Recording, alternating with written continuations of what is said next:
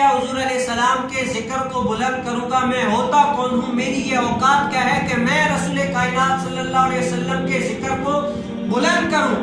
رب تعالیٰ نے اپنے قرآن کریم فرقان حمید میں فرما دیا کہ وَرَفَعْنَا لَكَ ذِكْرَكَ، اے محبوب یہ لوگ آپ کا ذکر کیا بڑھائیں گے؟ اے محبوب یہ لوگ آپ کا ذکر بڑھائیں یا نہ بڑھائیں؟ میں رب کہتا ہوں وَرَفَعْنَا لَكَ ذِكْرَكَ، اے محبوب ہم نے آپ کے ذکر کو اتنا بلند کر دیا، اتنا بلند کر دیا کہ اگر کوئی آپ کے ذکر کو گھٹانے کی کوشش بھی کرے، لیکن میں رب کہتا ہوں کہ میں نے آپ کے ذکر کو بڑھا دیا، اتنا بڑھا دیا ہے کہ مخالفین لاکھ کوشش کریں گھٹانے کی، تب بھی اے محبوب آپ کے ذکر کو گھٹا نہیں سکتے۔ کیوں؟ اللہ تعالیٰ نے قیامت تک یہ آیت قرآن میں اتار دی اور قیامت تک لوگ پڑھتے رہیں گے اور اس کی تفسیروں میں جانتے رہیں گے۔ بہت سارے ہیرے موتی اس تفسیر کے تحت